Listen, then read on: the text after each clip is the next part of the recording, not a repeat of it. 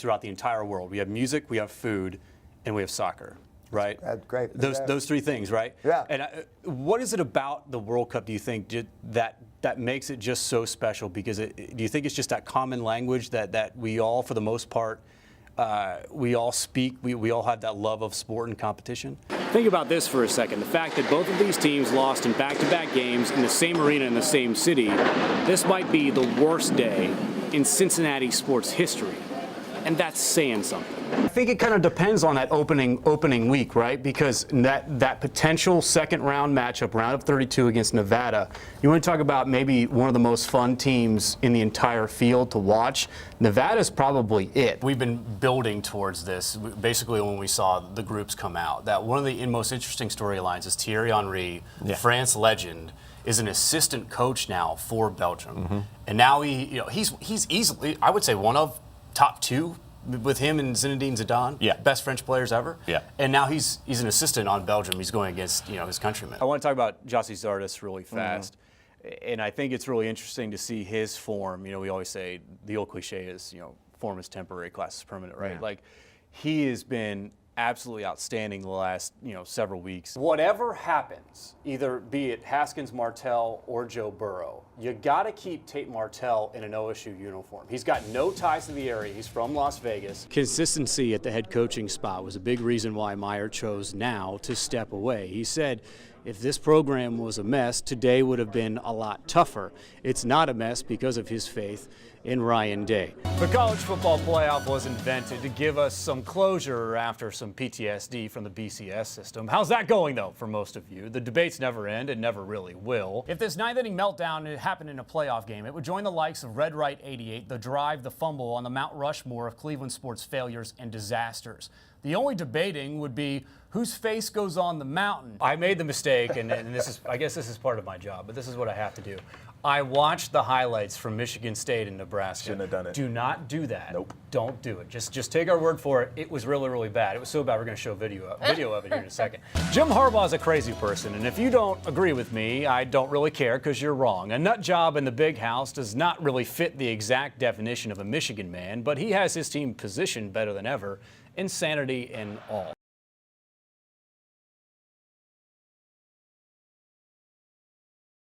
Stage 4 pancreatic cancer patients have a survival rate of about 1%. Stage 3 patients, 5%. Stage 2 and Stage 1 only slightly better. These are 5-year survival rates.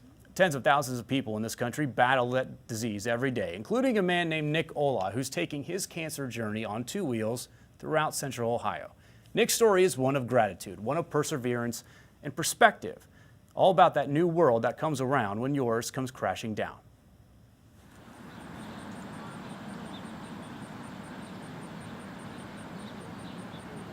Pay attention to the world around you.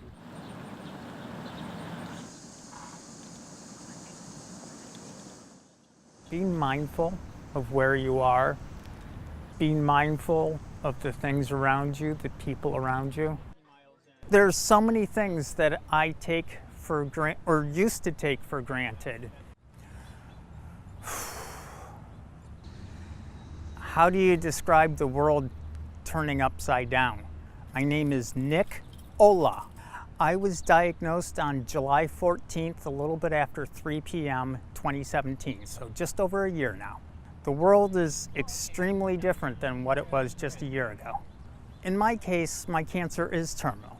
I had the same thoughts as everyone else in that, you know that you're eventually going to die, but when you find out that that time frame is much more compressed than what you originally thought, that's pretty significant. Statistically speaking, I'm looking at 2 years.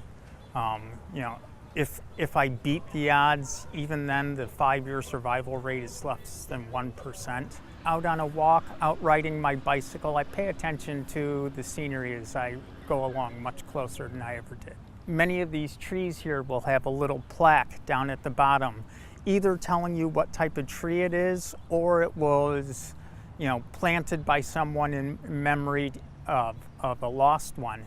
And so little things like that I pay attention to. The bicycling community has just been absolutely amazing in their support for me. I have done several longer distance rides. I've done Century Ride, 100 miles. Numerous, I can't even count how many times I've gone out and done 60 to 80 miles. Fill up my water bottle and we're off. It was October of last year. I was not able to bike. I was too sick from chemotherapy. For Christmas, I got an electric bicycle, an e-bike. And with the assistance of the battery and the motor, I'm now out going riding with my friends again. So emotionally, that was a massive, massive difference. I ride my bike to my doctor's appointments. I've even bicycled to chemotherapy appointments and bicycled home. Nurses are some of the greatest people in the entire world. My nurses are absolute angels. Just earlier today, I took my jersey in and had my 3 primary nurses, the ones that see me every other week, had each of them write their names on it. I am just shocked at the number of people that have come out supporting me, made efforts to contact me and talk to me. The sheer number of people, the sheer number of people offering help like that. The only thing I can say is I must have done something right. Find whatever, is most important to you and get out and do it. Just about everyone you talk to has lost someone in their life from cancer, so it impacts everyone. There are events going on every single weekend, all for a fantastic cause. If there's someone you really care about and you haven't talked to them in a while, give them a phone call, tell them you love them. It was always going to be a huge matchup. I played in a big game before. Canton McKinley, Massillon Jackson, a marquee event in the Federal League. It was just fun. Add in McKinley's Kirsten Bell, the state's first underclassman to win Ms. Basketball, and this game was going to be good. I just like to win. And then it went to another level when the best basketball player in the world showed up. Hello, LeBron. Meet Kirsten. Perhaps Canton Akron's best high school basketball product since, well, you. There's a couple different scouting services that have compared her as the female LeBron, so I know she does look up to him, and so, she's getting kind of giddy a little bit, and we're like, calm down a little bit, we still got a game to play, but what a great memory for her. With her family in the stands, their bells ringing off the hook, and LeBron watching on, Kirsten did something extraordinary, willing her team to an incredible road win, and dropping 38 points in front of her hero. You put up 38 and LeBron was watching, right? Yes. I didn't know he was in the stands. He was like, LeBron is here, LeBron's here. I'm like, where? I'm looking around like, he's here for real? They was like, yeah. I said, well, we got to win still. I said, we got to go out there and fight. It's another chapter in the story of this fresh-faced junior doing big things in high school while poised to take the college basketball world by storm. LeBron wasn't the only basketball dignitary in attendance. Rutgers head coach and Naismith Hall of Famer C. Vivian Stringer checked out Bell in person. Illinois, Minnesota also there to see the real deal up close. I'm a team player. I'm not always about myself. A lot of people just think it's just me, and no, it's not just me, it's my team. We got to win together, we got to lose together, so we came out and won together. Well, she has a very dynamic personality, smiles a lot, gets excited, is a vocal leader, brings energy to our team, and she's a leader. Kids follow her. Kirsten has scholarship offers from over 30 Division I basketball programs all across the country, but she's got plans before she makes that jump to the next level. There's one big goal yet to be accomplished. Well, our first goal was to win the Federal League. We accomplished that. Now our next goal is just to win district, win regional, and states. For Spectrum Sports, I'm Brett Hiltbrand. Every time a Newark boys or girls basketball team takes the floor, a family comes together. When the Wildcats are on the court, the Shoemates are right at home. That's because games, yeah, everyone asks what it's like playing for my dad. Practices, we all just love playing basketball. And everything in between is really just quality family time. My dad's a great coach. Katie and Emma can really play. Dad is J.R. Shoemate. He coaches the Newark girls. His daughters, Katie and Emma, play for him. And then there's J.T., who's a standout on the boys team. Katie is a junior in all business. She's also the reigning District 11 D1 Player of the Year. Our coaching staff and I, we call her the Swiss Army knife. I mean, she's very versatile on the floor. Emma is a freshman who has no trouble stepping out of her big sister's shadow. I think Emma's really laid back, too. She's got a nice personality. It's been good for chemistry. And JT is the senior who will play next year at Walsh. You'll see them out playing one-on-one against each other, and JT always wins. But there's no give up in the girls. They're still out there working at it and trying to beat them.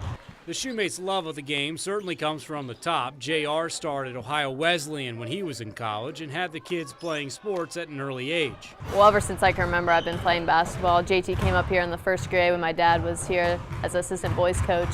Here in Newark, obviously, basketball is what we are. You know, her and Emma were gymnasts until they were about third or fourth grade. I mean, they did gymnastics, and at some point they got tired of the makeup and the hairspray and decided to go to a basketball camp. Our love for it has grown out of his, because I don't think anyone loves basketball more than my dad. If he's not coaching it, he's watching it. As what often happens when kids become athletes, Dad became coach. Soccer games, then basketball games, first in elementary school and now at the high school level. Dad's been calling the shots for a long time. He gets on us sometimes, but it's to make us better. He knows how good I can be, so he just gets on me to push me to do better. Maybe he's a little bit harder on me and Emma than everyone else, but I mean, we need that, and we understand that it's a lot of love and that he just wants us to be the best we can be. And whatever they're doing, it's working. The Shoemates are on a pretty magical run right now. The girls made it to the state tournament a season ago and are poised to make a return this year. The boys have their sights set on a district title. So the competition never really stops for these guys, sibling rivalries included. JT has dominated the Shoemate driveway circuit for a while now, but his sisters and dad are making bigger waves across the state.